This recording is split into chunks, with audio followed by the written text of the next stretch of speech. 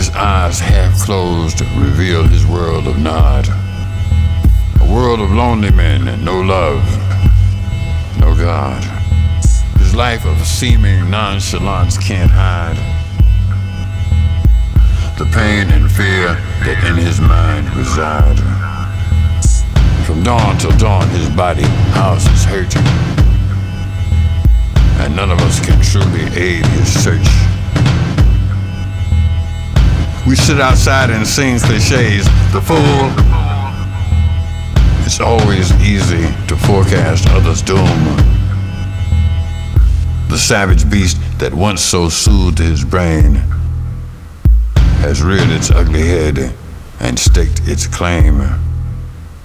Call Yama. Here sits one more soul that he will have to add to sorrow's total.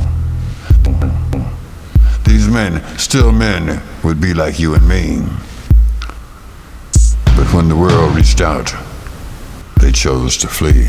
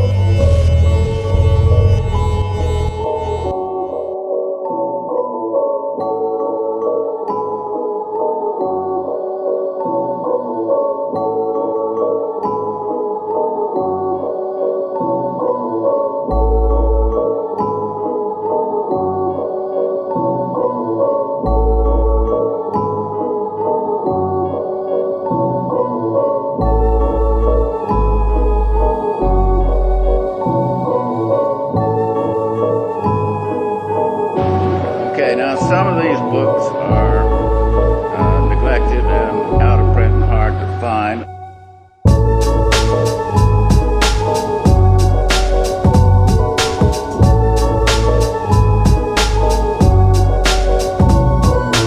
And I hope some of you will suggest books that should be on the list for one reason or another.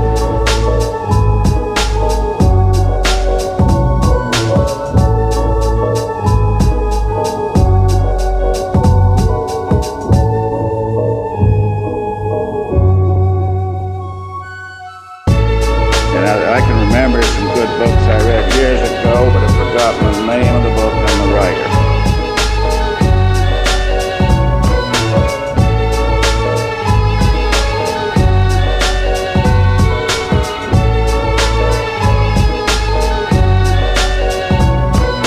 Consider what actually happens when you read. Francie, Neely, and Mama had a very fine meal. Each had a thick slice of the tongue, 2 pieces of sweet-smelling rye bread spread with unsalted butter, a sugar bun apiece, and a mug of strong hot coffee with a teaspoon of sweetened condensed milk on the side. There was a special Nolan idea about the coffee. It was their one great luxury. Mama made a big potful each morning and reheated it for dinner and supper, and it got stronger as the day wore on. It was an awful lot of water and very little coffee, but Mama put a lump of chicory in it, which made it taste strong and bitter. Each one was allowed 3 cups a day with milk. Other times you could help yourself to a cup of black coffee anytime you felt like it. Sometimes when you had nothing at all and it was raining and you were all alone in the flat, it was wonderful to know that you could have something, even though it was only a cup of black and bitter coffee.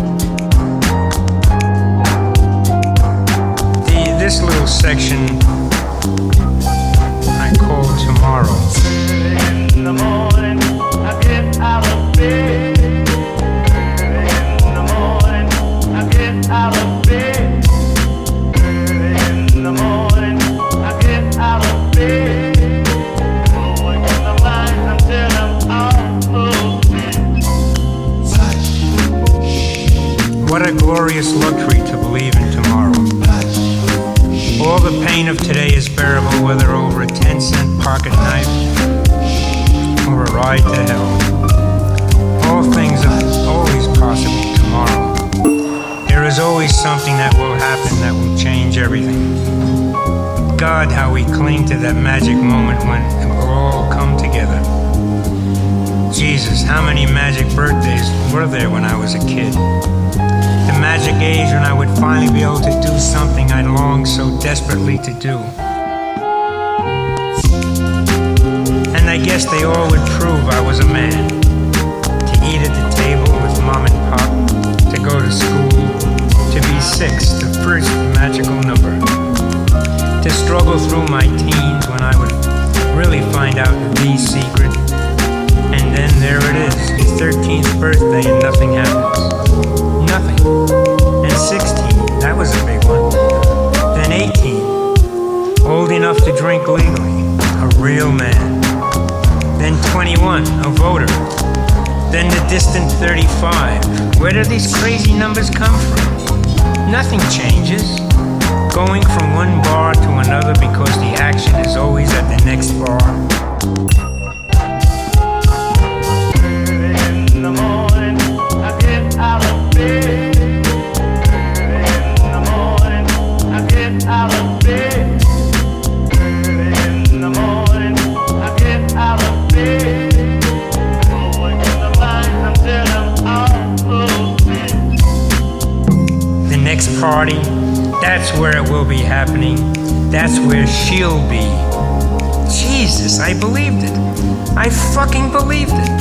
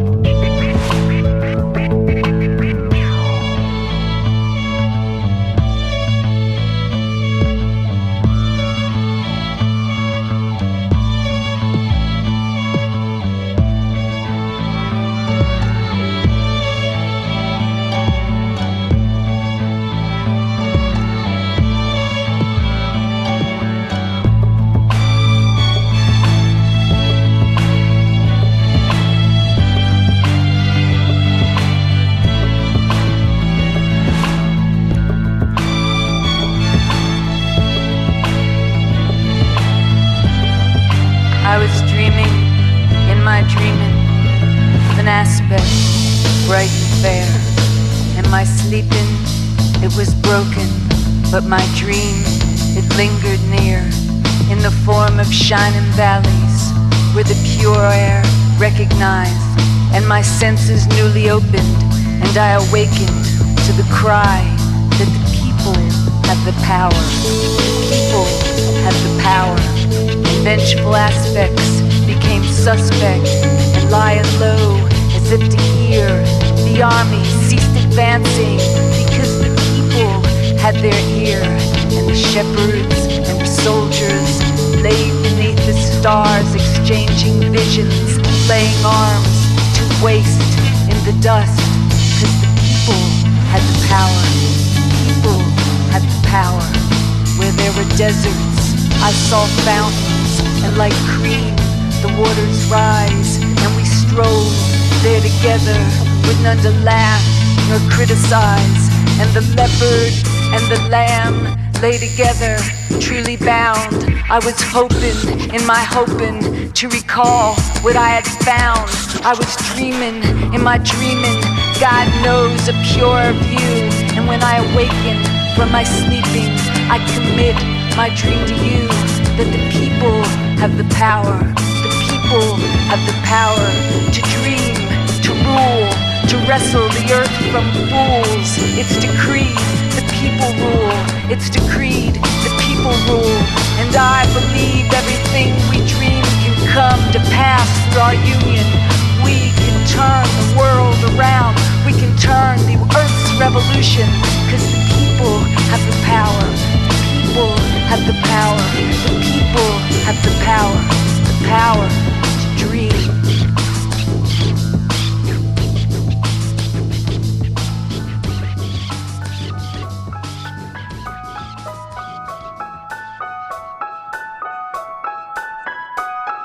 There was no hope for him this time.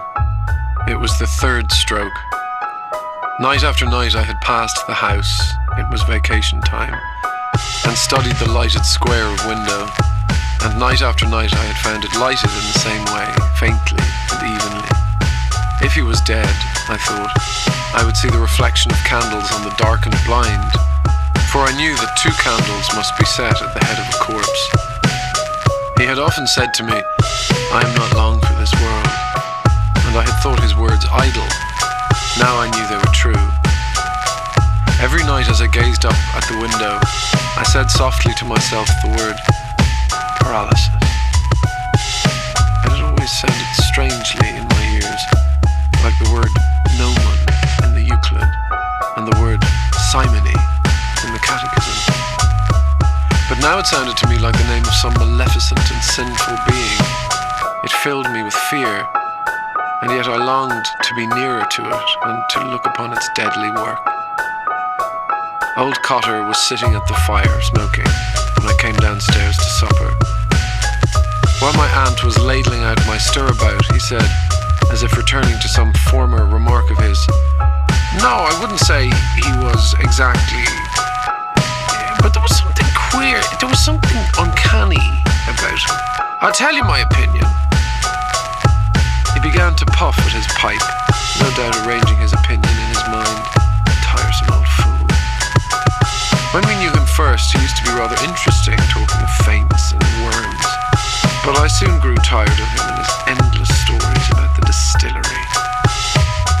"I have my own theory about it," he said. "I think it was one of those peculiar cases, but it's hard to say." He began to puff again at his pipe without giving us his theory. My uncle saw me staring and said to me, "Well, so your old friend is gone, you'll be sorry to hear." "Who?" said I. "Father Flynn."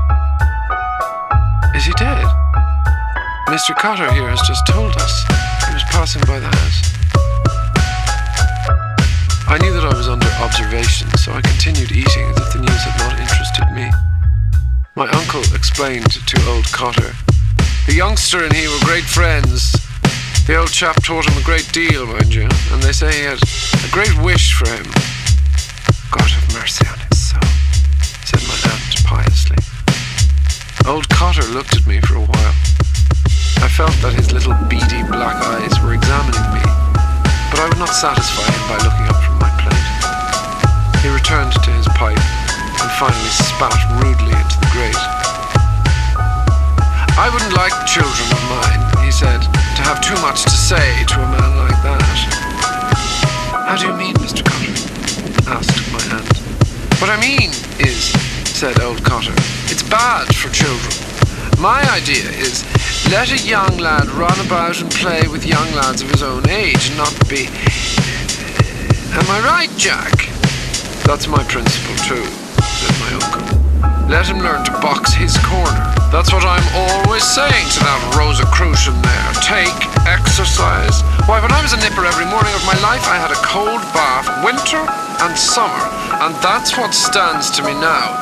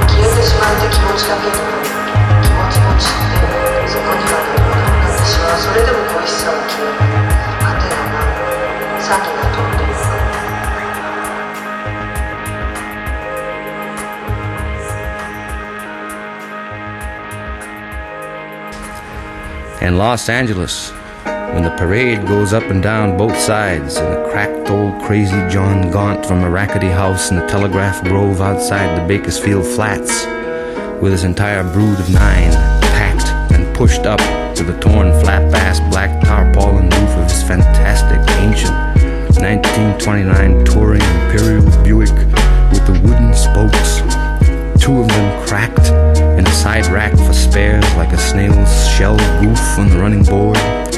Old John Gaunt and Ma Gaunt, her overalls in sorrow, has to wait while Paul gets his fill at the shooting gallery at South Main, 2 blocks from System Auto Parks. It's May, and little Neil and old man go cutting together into the adventures of a hard-won evening, and one which, of course, like all life, is doomed to the tragic, unnameable, to make you speechless and sad-faced forever death. Just as I used to hurry with my father in May dusks of Saturday towards unspeakable seashores with lights before them, and swooping spaces fit for gulls and cloud scuds, towards ramps of yellow sulfur lamplight, overdrives, sudden dank side alleys, when there came among the greases and irons and black dust of ramps and cobbled avenues like the avenues of factories in Germany, those secret chop sueys from Boston Chinatown to make my mouth water and my thoughts hasten to the wink of Chinese lanterns, hung in red doorways, at the base of golden tinsel port steps, leading up to the Mandarin secrets of within. So when Neil dreamed of being Christo thrown in the sea in a bag, I was kidnapped and shanghaied and orphaned to strange but friendly old Chinaman, who was my only contact with hopes of returning to my former life, orphaned in the interesting old void, May night on Larimer, when the sun is red on the green storefronts and Army-Navy suits by the door, and makes a ray and a frazzle by an empty bottle, foot of a hydrant, illuminates the reveries of an aged lady in the window above the windows of empty storerooms. She looks on Wine Coupe, Boisy, and the rail. We passed 3rd Street and all that, and came driving slowly, noticing everything, talking everything, to the rail yards where we worked, and got out of the car to cross the warm, airy plazas of the day, and there particularly with a fine soot scent of coal and tide and oil and big works, a fly across hazel oil shimmers, tar soft under the shoe, noticing how great the day and how in the experience of our lives together we're always finding ourselves in golden, sleepy good afternoons just like fishing, but really like the afternoons that must have been experienced by the noble son of his host, Nestor's friend, wild night charioteerings across the ghosts and white horses, a phallic classical fate in the grey plain to the sea, rewardful afternoons for tired minutes.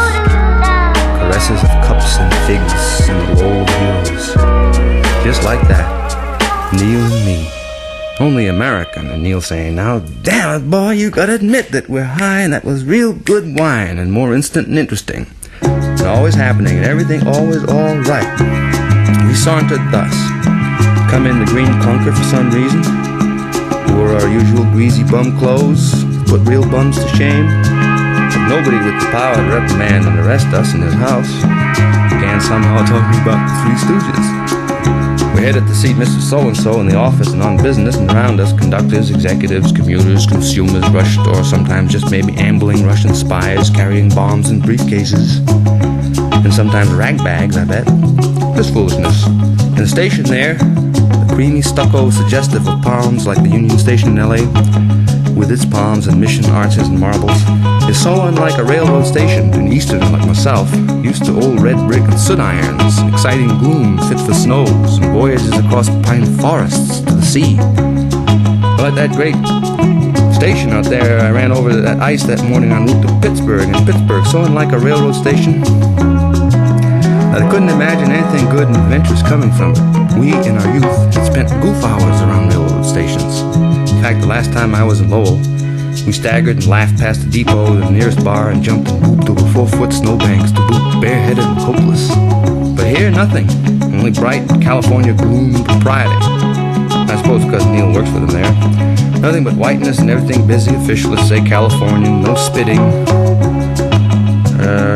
You're at the carven arches of a great white temple of commercial travel in America. If you're going to blank your cigar, do it on the sly.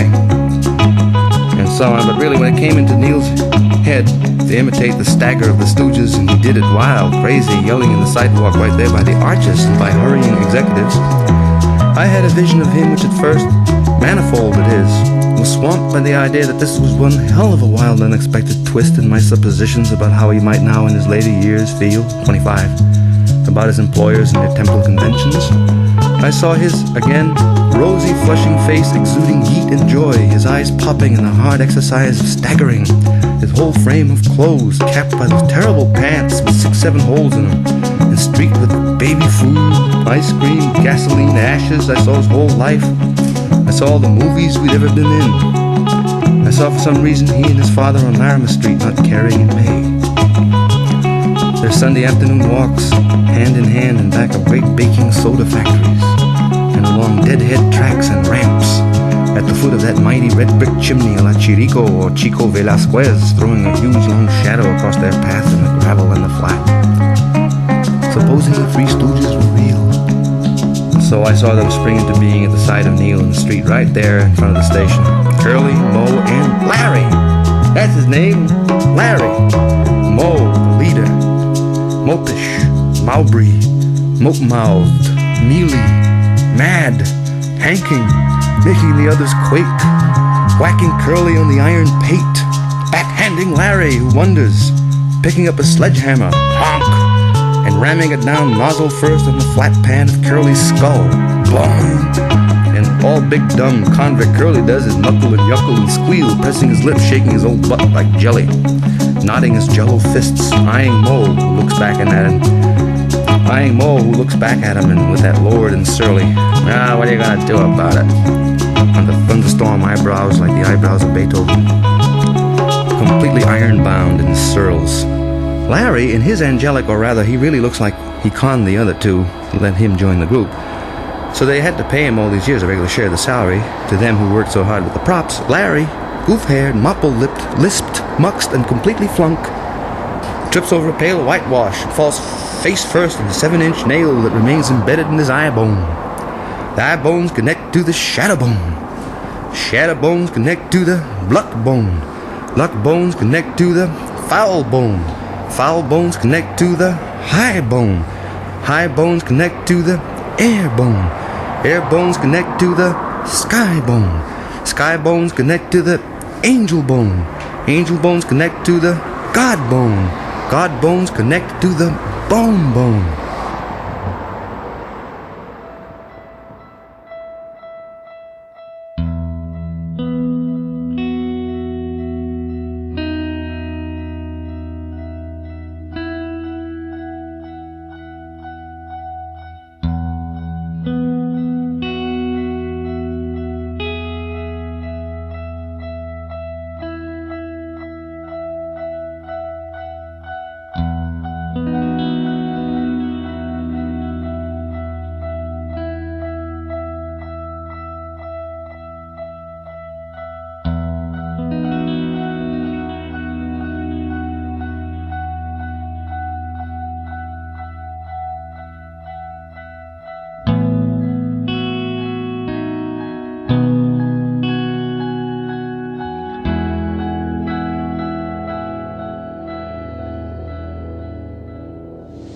If you can keep your head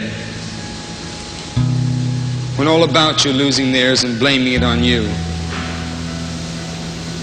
If you can trust yourself when all men doubt you, but make allowance for the doubting too. Or being lied about. Don't deal in lies. Or being hated. Don't give way to hating. And yet, don't look too good nor talk too wise. If you can dream, but not make dreams your master. If you can think, but not make thoughts your aim. If you can meet with triumph and disaster,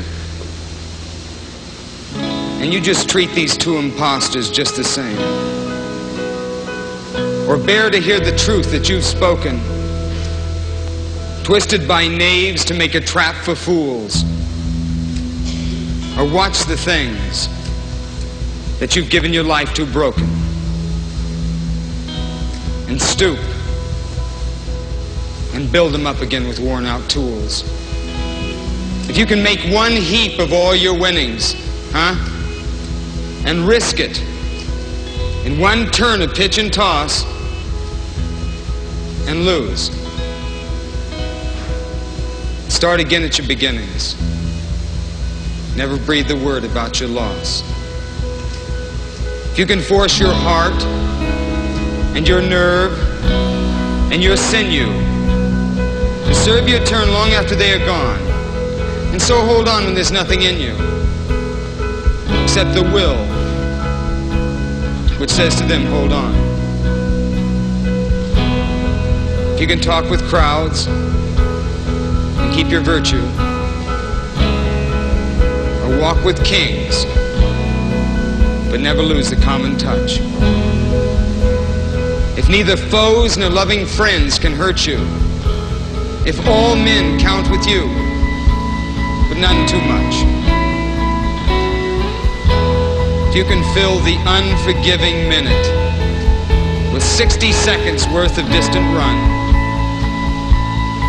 yours is the earth and everything that's in it, and which is more, you're going to be a man, my son.